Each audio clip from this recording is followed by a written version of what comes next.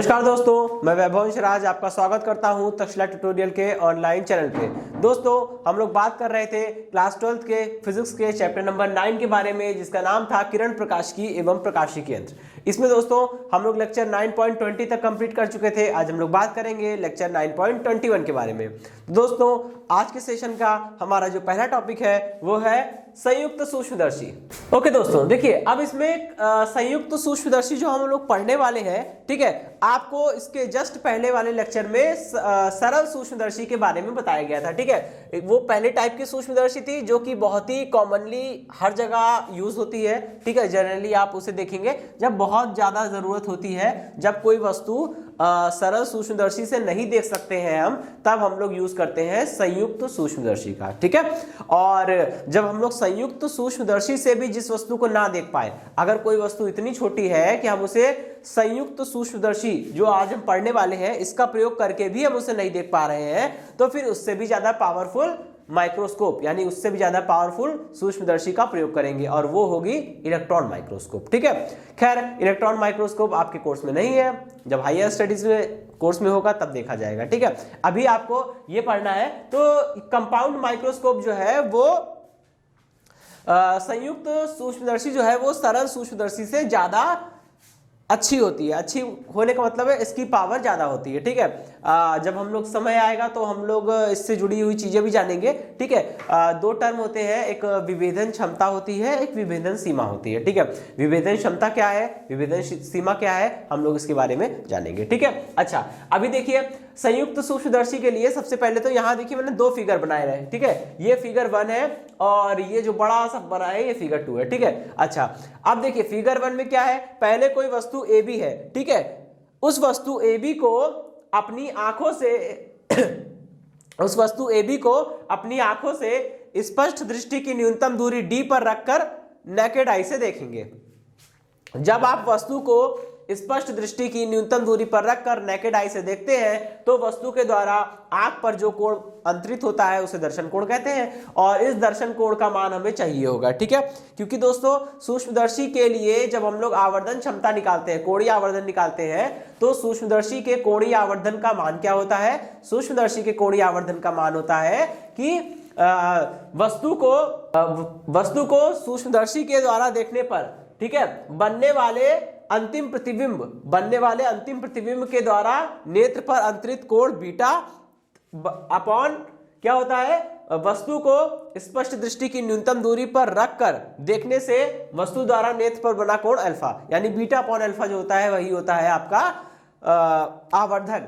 ठीक है, कोणीय आवर्धन। तो कोणीय आवर्धन क्षमता हमको निकालनी है, इसलिए हमको क्या करना पड़ेगा, ये वाला केस भी देखना पड़ेगा। ठीक है, कि जब वस्तु को स्पष्ट दृष्टि की न्यूनतम दूरी पर रखकर नेकेड आई से देख रहे हैं तो कितना कोण बन रहा है। ठीक है, याद होगा आपको सरल सूक्ष्मदर्शी में भी ऐसा किया गया था, एक बार वस्तु को बिना लेंस की सहायता से देखा गया था, दोबारा वस्तु को लेंस की सहायता से देखा गया था। ठीक है, तो यहां भी कुछ ऐसे ही होना है। अच्छा, तो फिगर 1 तो आपको क्लियर होगा। ठीक है, अच्छा अब मैं बात करता हूं फिगर 2 की। देखिए दोस्तों, फिगर 2 जो है वहां पे आपको दो चीजें दिख रही होंगी। ठीक है, दो लेंस दिख रहे हैं, ये जो है वो पहला लेंस है, ये जो है वो दूसरा लेंस है। ठीक है, आपको पता है इन दो लेंस में से एक लेंस छोटा होता है, एक लेंस बड़ा होता है। ठीक है, इसमें क्या होगा, नेत्रिका लेंस बड़ा होगा, और नेत्रिका लेंस बड़ा होने का मतलब है कि उसका आकार बड़ा होगा। ठीक है, उसका द्वारक बड़ा होगा। दोस्तों, लेंस का द्वारक कहने का मतलब क्या होता है, लेंस का द्वारक कहने का मतलब है कि अगर आप बात करिए किसी लेंस की, तो लेंस कैसा होगा, एक वृत्त के रूप में आपको दिखेगा। ठीक है, बीच में थोड़ा सा मोटा होगा या बीच में थोड़ा पतला होगा, डिपेंड करता है कि वो उत्तल लेंस है या अवतल लेंस। ठीक है, कहने का मतलब है जब वो वृत्त के रूप में दिखेगा तो ये जो डायामीटर होता है ना, ये जो लेंथ होती है, ये जो मिड में जो होती है ये, ठीक है, ये लेंथ जो होती है इसको बोलते हैं द्वारक यानी कि अपर्चर। ठीक है, अगर किसी लेंस का अपर्चर यानी द्वारक ज्यादा होगा तो वो लेंस बड़ा होगा, अगर किसी लेंस का द्वारक यानी कि अपर्चर कम होगा तो वो लेंस छोटा होगा। सिंपल है, यहां लेंस देखिए छोटा है, यहां लेंस देखिए बड़ा है। ठीक है, अच्छा ये बात समझ आ गई।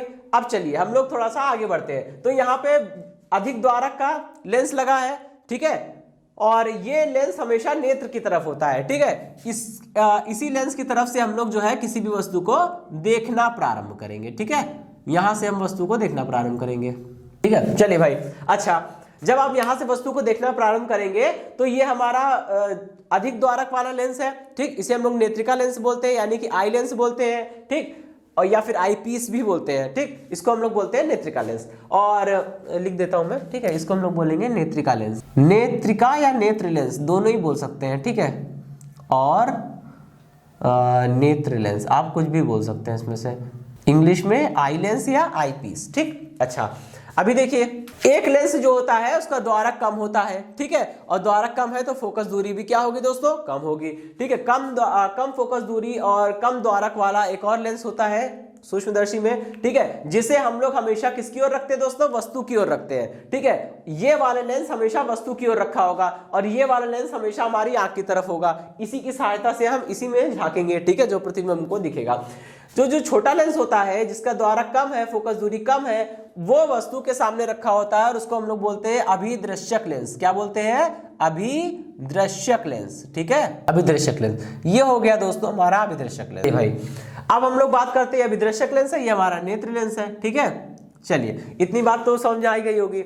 अच्छा, अब यहां पे देखिए प्रतिबिंब कैसे कैसे बन गया हमको ये देखना है। सबसे पहले क्या करते हैं, मैंने बोला ना ये वाला लेंस अभिदृश्यक लेंस कहलाता है, इंग्लिश में ऑब्जेक्टिव लेंस बोलते हैं, इसलिए हम लोग इसे ओ लिखेंगे, ठीक है। ये हमारा ओ लेंस है, ये हमारा आई लेंस यानी कि ई लेंस है, ठीक। अच्छा, तो सबसे पहले वस्तु को अभिदृश्यक लेंस के सामने रखते हैं, ठीक है, और इस प्रकार रखते हैं कि वस्तु जो है वो अभिदृश्यक लेंस के फोकस बिंदु के पीछे ही रहे, क्योंकि अगर फोकस बिंदु के आगे आ जाएगी तो आपको पता है अगर किसी उत्तल लेंस के फोकस और प्रकाशिक केंद्र के बीच में आप वस्तु को रखिए तो उत्तल लेंस क्या करता है, उत्तल लेंस उसका आभासी प्रतिबिंब बनाता है और बड़ा प्रतिबिंब बनाता है, ये तो हम लोग जानते ही हैं, ठीक है। तो इसलिए वस्तु को अभिदृश्यक लेंस के फोकस बिंदु के पीछे ही रखेंगे, ठीक है। जैसे कोई वस्तु है ये भी, इस वस्तु से दो प्रकाश किरण चली, पहली प्रकाश किरण मुख्य अक्ष से समांतर चलेगी और लेंस से अपवर्तन के पश्चात कहां से जाएगी, फोकस से होकर जाएगी, ठीक है। ये तो हो गई पहली प्रकाश किरण, पहली अपवर्तित प्रकाश किरण, ठीक है।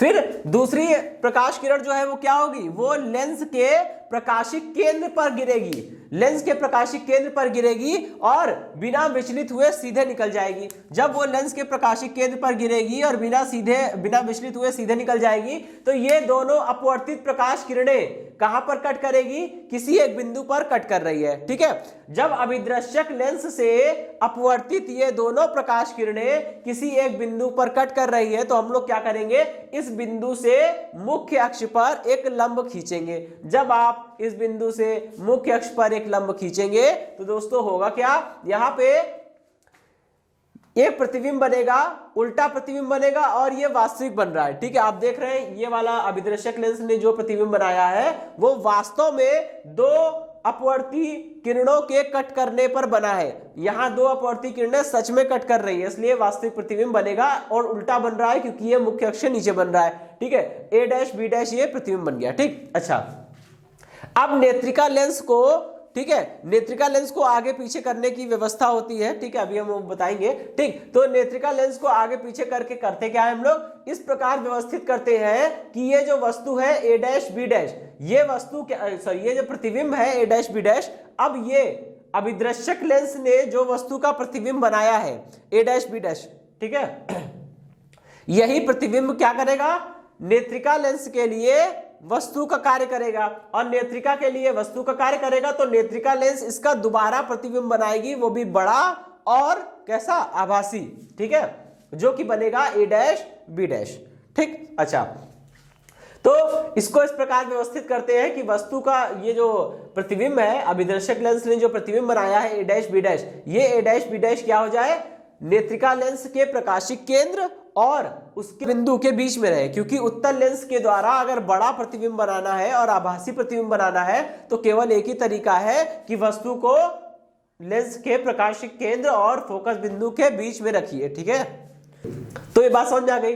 अच्छा, अब देखिए क्या होगा, यहाँ पे ए डैश बी डैश से दो प्रकाश किरणें चली, बिल्कुल सेम वैसे ही, ठीक है। पहली प्रकाश किरण मुख्य अक्ष समांतर चल रही है तो फोकस से होकर जाएगी, फोकस बिंदु से होकर जाएगी।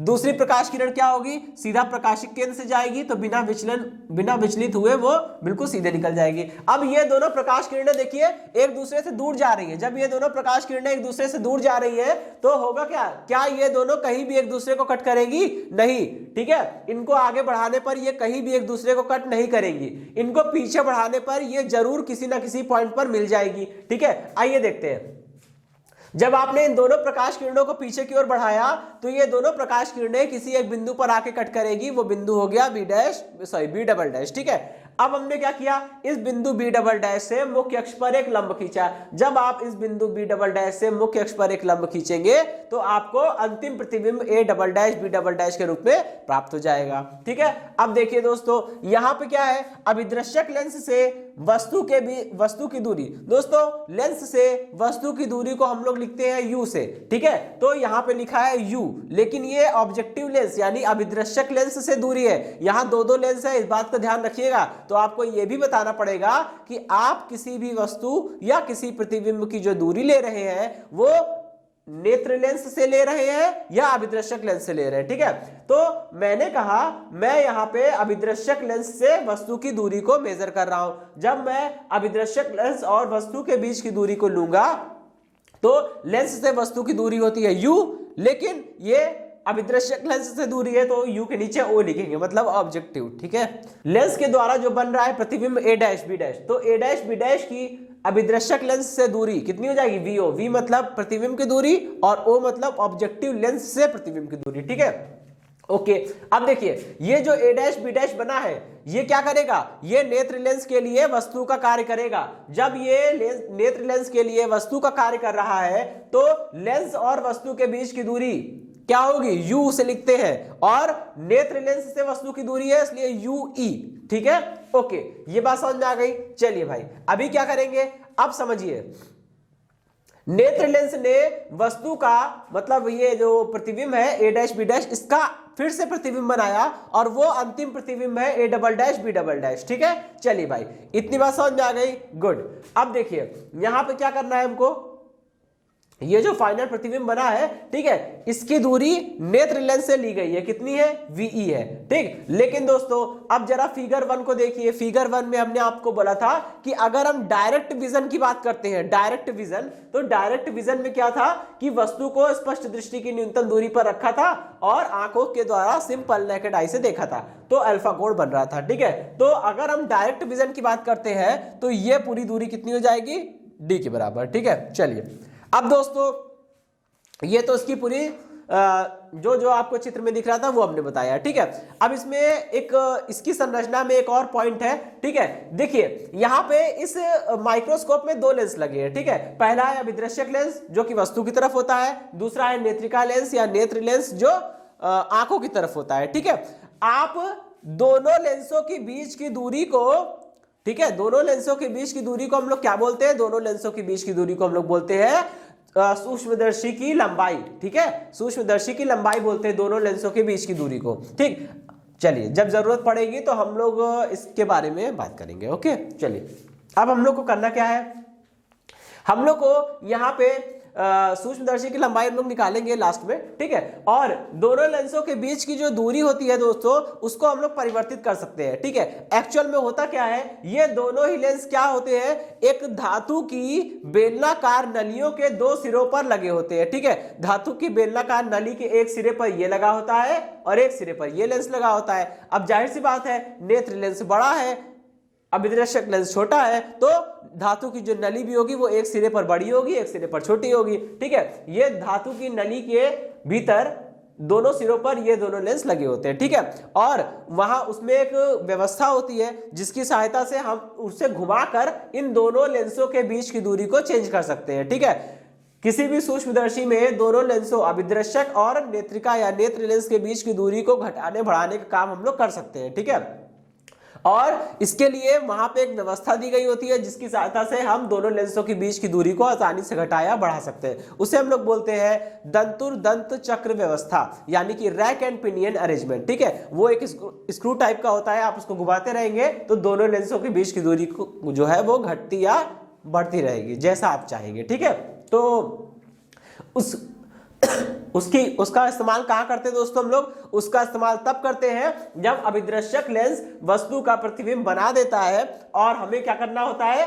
नेत्र लेंस को फोकस करना होता है, नेत्र लेंस को आगे पीछे करना होता है और ऐसी पोजीशन में आपको अच्छा और बढ़िया प्रतिबिंब मिलेगा जब a डैश b डैश नेत्रिका लेंस के फोकस बिंदु और प्रकाशिक केंद्र के बीच में हो जाए a डैश b डैश। जब ये स्थिति होगी तब आपको बड़ा, आभासी और साफ प्रतिबिंब मिलेगा, ठीक है। तो ये वाला काम करने के लिए कि भाई प्रतिबिंब a डैश b डैश जो है वो नेत्र लेंस के प्रकाशिक केंद्र और फोकस बिंदु के बीच में आ जाए, a डैश b डैश नेत्र लेंस के प्रकाशिक केंद्र और फोकस बिंदु के बीच में आ जाए, ऐसा करने के लिए हमको दंत चक्र व्यवस्था की जरूरत पड़ती है। उसकी सहायता से हम ये काम आसानी से कर सकते हैं, ठीक है दोस्तों। चलिए, तो ये तो हो गया आज के बारे में संरचना और इसकी क्रियाविधि। अब हम लोग बात करते हैं जो हमें फॉर्मूला निकालना है, ठीक है।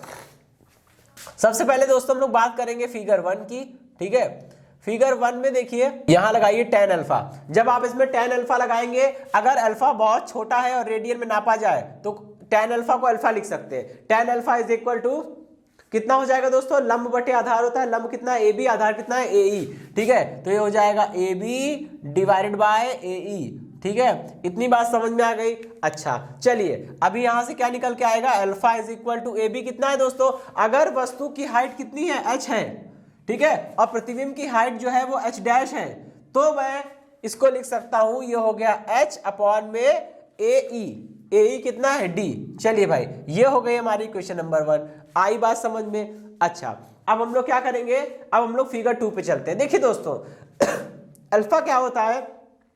अल्फा होता है वस्तु को स्पष्ट दृष्टि की न्यूनतम दूरी d पर रखकर नेकेड आई से देखने पर वस्तु के द्वारा आंख पर बनने वाला कोण, ठीक है। लेकिन बीटा क्या होता है? बीटा होता है प्रतिबिंब, अंतिम प्रतिबिंब, ठीक है। सूक्ष्मदर्शी या दूरदर्शी का जो अंतिम प्रतिबिंब होता है वो हमारे नेत्र पर या नेत्र लेंस पर कितने का कोण अंतरित कर रहा है, कितने का दर्शन कोण अंतरित कर रहा है, वो होता है बीटा। अंतिम प्रतिबिंब द्वारा नेत्र लेंस पर बनने वाला कोण, ठीक है, ये हो जाएगा बीटा। तो ये हो गया। अब आप क्या करेंगे? फिगर 2 में tan बीटा निकालने का प्रयास करेंगे, ठीक है। 2 में यहां देखिए दोस्तों एक ट्राइंगल है, ठीक है, हमें वो ट्राइंगल लेकर चलना है, ठीक है। ट्राइंगल कौन सा लेंगे? इसे हमने बोल दिया E बोल दे रहे हैं, ठीक है। इसे हम लोगों ने O बोल दिया, O for objective, E for eye lens, ठीक है। तो ये ट्राइंगल बन रहा है A dash B dash E, ठीक है। A dash B dash E में लगाइए जरा tan बीटा लगाएंगे, ठीक है। tan beta is equal to या अप्रोक्सीमेटली इक्वल टू बीटा हो जाएगा, ठीक है। तो चलिए बाद में इसको बीटा कर दूंगा मैं, ठीक है। और यहाँ पे कितना निकलेगा? ये हो जाएगा लंब बटे आधार, ये हो गया लंब, ठीक है। लंब मतलब A डैश B डैश, ठीक है, अपॉन में ये वाली डिस्टेंस EA डैश। अच्छा, अभी इसको मैं क्या लिख सकता हूँ? tan बीटा को बीटा लिख सकता हूँ अगर बीटा काफी स्मॉल है तो, ठीक है। और A डैश B डैश, भाई A डैश B डैश जो है वो आपको वो तो पता नहीं है ना, कोई बात नहीं। तो एक काम करते हैं, इसको भी हम लोग ऐसे लिखते हैं अभी यहाँ पे, ठीक है। इसको भी हम ऐसे लिख दे रहे हैं, इक्वेशन 1 में भी AB अपॉन AE कर रहे हैं, ठीक है। अभी हमने वैल्यू नहीं रखी है और इसमें भी हमने क्या कर दिया? इतना कर दिया कि ये A डैश हो गया, B डैश हो गया, अपॉन में EA डैश हो गया, ठीक है। ये हो गई हमारी इक्वेशन नंबर। चलिए दोस्तों, अब हमको करना क्या है? हमको रेखीय आवर्धन निकालना है, ठीक है। रेखीय आवर्धन निकालने के लिए क्या करेंगे? दोनों को भाग करेंगे। तो रेखीय कह रहा हूं, कोणीय आवर्धन निकालने के लिए दोनों को भाग करेंगे, बीटा अपॉन अल्फा हो जाएगा, ठीक है। चलिए, अब बीटा कितना है? बीटा की वैल्यू रखिए, बीटा की वैल्यू है A dash B dash upon में EA डैश, ठीक है। अच्छा, अभी अपॉन में अल्फा है, जब अल्फा को अपॉन में रखेंगे ये पलट जाएगा और कितना हो जाएगा? ये हो जाएगा AE अपॉन में AB। अच्छा, चलिए अभी इसको हम लोग और लिखेंगे तो क्या लिख सकते हैं? ये हो जाएगा M is equal to A dash B dash. A dash B dash क्या है? A डैश B डैश की वैल्यू आपको पता नहीं है, ठीक है। और AB हम लोग ऐसे लिख देते हैं, A डैश B डैश को A डैश B डैश और अपॉन में AB, ठीक है। अच्छा, इतना हो गया। अभी क्या है? AE, AE क्या है? ये है AE, ठीक है। ये पूरी डिस्टेंस कितनी हो जाएगी? A से लेके E तक की डिस्टेंस देखिए कितनी है? D के बराबर है, तो ये हो जाएगी आपकी पूरी डिस्टेंस D, ठीक है, अपॉन में AB, AB ये है ए बी, ठीक है, ये कितना हो जाएगा, नहीं ए बी नहीं, ये तो इधर आ गया ना, A dash B dash upon A B को तो मैं यहाँ लिख चुका हूँ, ए ई की वैल्यू रख दी, अभी किसकी वैल्यू रखनी है, ई डैश ई ए डैश की, ई ए डैश कितना है माइनस का यू ई, तो ये हो जाएगा माइनस का यू ई, ठीक है। अब देखिए दोस्तों यहाँ पे जो ई ए डैश है, ठीक है, ई ए डैश की वैल्यू माइनस में आएगी और ए ई की वैल्यू भी तो माइनस में डी आएगी, तो दोनों माइनस माइनस कैंसिल हो जाएंगे, ठीक है। ये जो आया वो हमारी इक्वेशन नंबर कितनी है, 3 हो गई, ठीक है। अच्छा अब इसके बाद क्या करेंगे, अब हम लोग इसको लेकर आगे बढ़ेंगे, ठीक। हमें इसकी वैल्यू निकालनी है, जैसे हमने सरल सूक्ष्मदर्शी में 2 केस पढ़े थे, यहाँ भी दोस्तों में 2 केस पढ़ने हैं और उन दोनों केसेस के लिए हमें यहाँ पे डी अपॉन यू ई की वैल्यू निकालनी है, वो यहाँ पे सब्सटीट्यूट करेंगे तब जाके इसका रिजल्ट आएगा, ठीक है। उससे भी पहले दोस्तों अभी यहाँ पे थोड़ा सा स्पेस कम है, मैं डायग्राम फिगर 1 को मिटा रहा हूं, ठीक है, उसका काम हो गया, अब उसकी जरूरत नहीं पड़ेगी, ठीक है। तो यहाँ पे हम इसको मिटा के इसको थोड़ा सा सॉल्व करेंगे, ठीक है। चलिए अब देखिए यहाँ पे क्या होने वाला है, ठीक है। यहाँ पे हम लोग लिखेंगे, यहाँ पे 2 ट्राइंगल आपको दिख रहा है, ए बी ओ, ठीक है, और ओ ए डैश बी डैश, तो ट्राइंगल ए बी ओ तथा ए बी ओ, और कौन सा ट्राइंगल है, ट्राइंगल हो गया ए डैश बी डैश और ओ, ठीक है। ये दोनों कैसे हैं, समरूप है, ठीक है भाई, ये दोनों क्या है, समरूप है। और जब 2 त्रिभुज समरूप होते हैं, सर्वांगसम होते हैं, तो उनकी संगत भुजाएं बराबर या समान अनुपात में होती हैं। इस चीज का हम लोग यूज करेंगे। यहाँ पे देखिए, अगर मुझे वैल्यू किसकी निकालनी है, A dash B dash upon A B की, ठीक है, तो इसको हम लोग लिख रहे हैं, संगत भुजाओं को अनुपात में रखिए, ए बी अपॉन में यहाँ क्या हो जाएगा, A dash B dash is equal to, यहाँ पे ये वाली दूरी लिया, ए ओ लिया, तो यहाँ पे कौन सी दूरी लेनी पड़ेगी, ओ ए डैश, तो ये हो गया ए डैश ओ। बात समझ में आ गई। अच्छा मुझे वैल्यू किसकी निकालनी है, मुझे निकालनी है वैल्यू इसकी, ए डैश बी डैश अपॉन में ए बी की, तो इसको रिवर्स कर दिया, इसको रिवर्स किया तो ए बी रिवर्स हो जाएगा, ए डैश ओ अपॉन में ए ओ, ठीक है। अब ए डैश ओ कितना है, ए डैश ओ जो है वो वी ओ के बराबर है, तो ए डैश बी डैश अपॉन में ए बी, ये कितना है, ए डैश ओ, कहाँ गया ये, ए डैश ओ, ये हो जाएगा वी ओ, ठीक है। और ए ओ कितना है, ए ओ, ये दूरी हो जाएगी यू ओ के बराबर, ठीक है। और यू ओ तो दोस्तों माइनस का होगा, यू ओ क्या होगा, निगेटिव होगा, और जब यू ओ निगेटिव होगा तो यहाँ पे माइनस साइन आगे आ जाएगा, ठीक है। चलिए अब ये वाली वैल्यू जो आई वो इक्वेशन नंबर 4 हो गई। हमको करना क्या है, इक्वेशन नंबर 4 से ये वैल्यू उठा के इक्वेशन नंबर 3 में रखना पड़ेगा, ठीक है। तो समीकरण 3 से समीकरण 3 में जाइए और m की जो आपने वैल्यू निकाली थी उसमें a डैश b डैश की वैल्यू को हटाकर उसकी जगह पे v0 और u0 के टर्म्स में हमें वैल्यू मिल गई, ठीक है। तो इसको यहाँ पे हम लोग सब्स्टिट्यूट कर देंगे, तो ये हो जाएगा माइनस का v0 अपॉन में u0 multiplied by d upon में ue, ठीक है। ये तो दोस्तों हो गया हमारा इक्वेशन नंबर 5। अब ये तो हमारा जनरल फॉर्मूला है, ये ऐसा फॉर्मूला है जो दोनों केसों के फॉर्मूले को जन्म देगा। अगर आपको ये फॉर्मूला याद है तो आप दोनों केसेस के लिए फॉर्मूला खुद ब खुद ड्राइव कर लेंगे, ठीक है। चलिए अभी क्या करता हूं मैं, अभी इसके लिए मुझे यहाँ पे ये डायग्राम पूरा मिटाना पड़ेगा, ठीक है, ये पूरा ही डायग्राम मिटाना पड़ेगा और फिर इसके बाद हम लोग आगे बढ़ेंगे, ठीक है, क्योंकि 2 केसेस हैं और डायग्राम काफी बड़ा है तो स्पेस नहीं है, तो उसको मिटाना पड़ेगा, ठीक है। मैं मिटा रहा हूं और फिर हम लोग यहां से इसके आगे कंटिन्यू करेंगे, ठीक है। चलिए दोस्तों यहाँ पे हमें 2 केस लगाएंगे, ठीक है। पहला केस लगाएंगे हम लोग जब अंतिम प्रतिबिंब स्पष्ट दृष्टि की न्यूनतम दूरी पर बनता हो, ठीक है। जब अंतिम प्रतिबिंब स्पष्ट दृष्टि की न्यूनतम दूरी पर बनेगा, दोस्तों अंतिम प्रतिबिंब बन रहा था ए डैश बी डैश और उसकी दूरी हम लोग ले रहे थे नेत्रिका लेंस से, क्योंकि नेत्रिका लेंस ही तो अंतिम प्रतिबिंब बनाता है। तो अंतिम प्रतिबिंब की नेत्रिका लेंस से दूरी अगर स्पष्ट दृष्टि की न्यूनतम दूरी के बराबर हो जाएगी, यानी कि VE बराबर हो जाएगा किसके, -d के, तब क्या होगा, ठीक है, हमें उस स्थिति पर विचार करना। और दोस्तों आपको पता है कि नेत्रिका लेंस के सामने जो वस्तु रखी होगी वो नेत्रिका लेंस के बाईं ओर रखी होगी, तो उसका मान चाहे कुछ भी हो, नेत्रिका लेंस से वस्तु ए डैश बी डैश की दूरी चाहे कितनी भी हो लेकिन निगेटिव होगी क्योंकि बाईं ओर रखा है। तो क्या करेंगे, इसको हम लोग -UE से चेंज करेंगे, UE को चेंज कर देंगे -UE में, ठीक है। क्या करेंगे, लेंस समीकरण से। दोस्तों लेंस समीकरण होती क्या है? लेंस समीकरण होती है 1/f is equal to 1/v minus का 1/u। ठीक है, लेकिन दोस्तों ये लेंस समीकरण हम किसके लिए लगा रहे हैं? नेत्र लेंस के लिए लगा रहे हैं, क्योंकि हमें यहाँ पे d/ue की वैल्यू चाहिए। ue मतलब हमें नेत्रिका लेंस से, ue होता क्या है? नेत्रिका लेंस से वस्तु की दूरी। तो मुझे फॉर्मूला लगाना पड़ेगा, नेत्र लेंस का जो समीकरण है वो लगाना पड़ेगा। किसके लिए? नेत्र लेंस के लिए लगा रहे हैं। लेंस वाला लेंस समीकरण जो है वो नेत्र लेंस पे अप्लाई हो रहा है, इसलिए f की जगह पे f ही आ जाएगा, मतलब नेत्र लेंस की फोकस दूरी।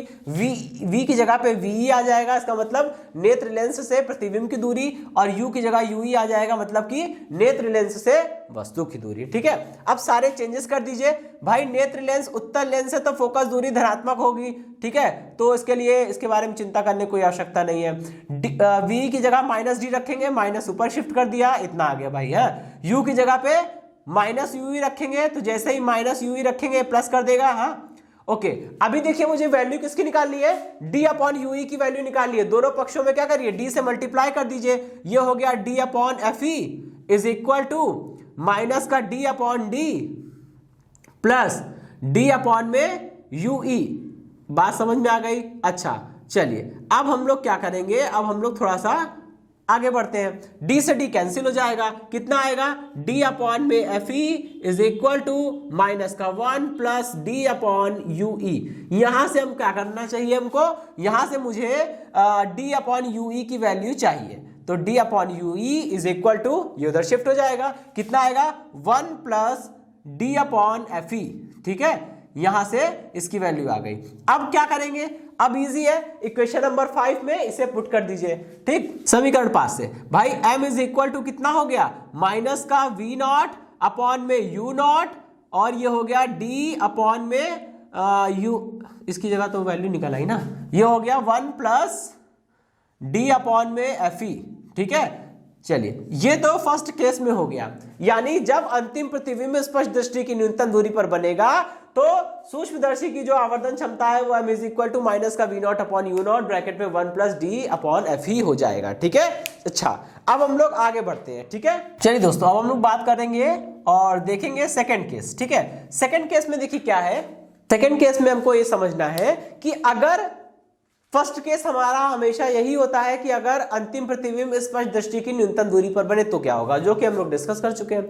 अब हमारा दूसरा केस है, यदि अंतिम प्रतिबिंब अनंत पर बने तब क्या होगा।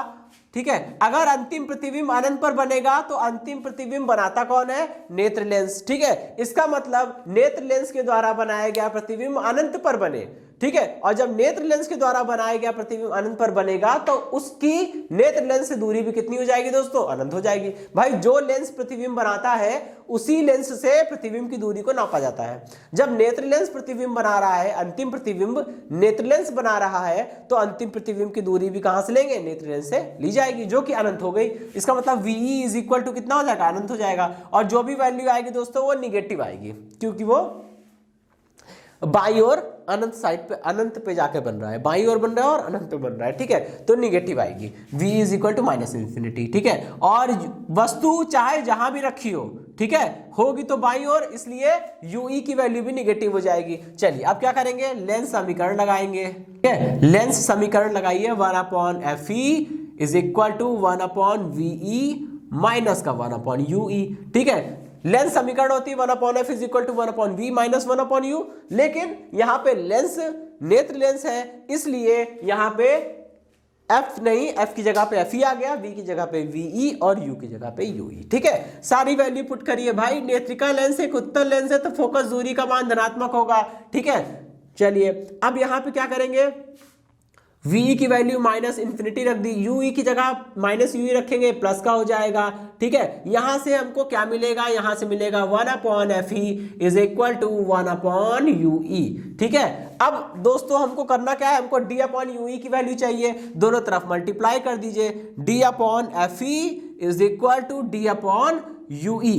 ठीक है, अच्छा अभी क्या है? अब समीकरण नंबर 5 की हेल्प लेंगे। ठीक है, और अच्छा जो फर्स्ट केस में जो रिजल्ट आया था उसको हम लोग इक्वेशन नंबर 6 बोल देंगे। ठीक, समीकरण 5 से क्या होगा? वैल्यू पुट कर दीजिए। m इज इक्वल टू कितना हो जाएगा? माइनस का v0 अपॉन में u0 और डी अपॉन यूई, इसकी जगह क्या रख देंगे, डी अपॉन एफ ई, ठीक है, इसकी जगह हम लोग लिख देंगे डी अपॉन एफ ई। ये हो गया और ये इक्वेशन नंबर 7।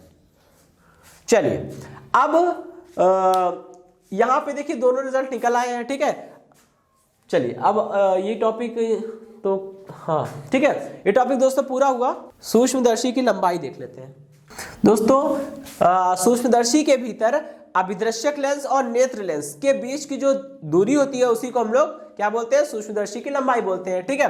कैसे निकालते हैं इसको हम लोग निकालते हैं U E mod of U E plus का वीओ। यहाँ पे वीओ क्या है, वीओ अभिदृश्यक लेंस के द्वारा बनाए गए प्रतिबिंब की अभिदृश्यक लेंस से दूरी है, ठीक है। और यूई क्या है, यूई अभिदृश्यक लेंस ने जो प्रतिबिंब बनाया है वो नेत्रिका के लिए वस्तु का कार्य करेगा, और नेत्रिका लेंस से अभिदृश्यक लेंस के द्वारा बनाए गए प्रतिबिंब के बीच की दूरी जो है वो यूई है, ठीक है। अच्छा, तो फर्स्ट केस में तो दोस्तों ये वाली वैल्यू आ जाएगी, ठीक है, फर्स्ट केस में ये वाली वैल्यू आ जाएगी।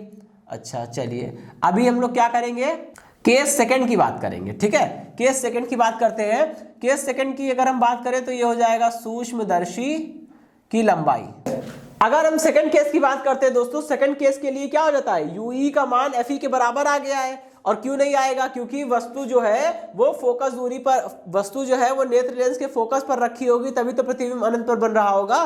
तो प्रतिबिंब का अनंत पर बनना मतलब वस्तु का फोकस बिंदु पर होना, और जब वस्तु फोकस बिंदु पर है तो लेंस से वस्तु के बीच की दूरी कहे या लेंस की फोकस दूरी कहे, दोनों आपस में बराबर होगी, ठीक है। तो इस केस में क्या होगा, ये हो जाएगा वीओ और इसकी जगह पे आ जाएगा एफ ई, ठीक है।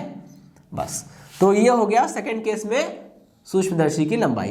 केस 1 केस 2 दोनों के लिए आपने यहाँ पे सॉल्व कर लिया, ठीक है दोस्तों। तो यहाँ पे ये जो आपने टॉपिक पढ़ाया है संयुक्त सूक्ष्मदर्शी, ये इंपॉर्टेंट है और इसमें यही आप पूछा जाता है कि आवर्धन क्षमता बताइए, ज्यादातर यही पूछते हैं, ठीक है। और इसके क्वेश्चन लॉन्ग में आते हैं, लेकिन इसके फॉर्मूले बड़े डेंजरस है क्योंकि आपस में कंफ्यूज करते हैं, तो उसको ध्यान रखिएगा, ठीक है। और कभी कभी सूक्ष्मदर्शी के न्यूमेरिकल के साथ साथ उसकी सूक्ष्मदर्शी की लंबाई भी पूछ लेते हैं, ठीक है दोस्तों। तो इसका ध्यान रखेंगे। तो इसी के साथ ये टॉपिक समाप्त होता है, ये सेशन एंड होता है। इस सेशन से जुड़े नोट्स प्राप्त करने के लिए डिस्क्रिप्शन में दिए गए लिंक पर जाके क्लिक कीजिए। ओके दोस्तों, आज के सेशन में इतना ही, मिलता हूं नेक्स्ट सेशन में, धन्यवाद।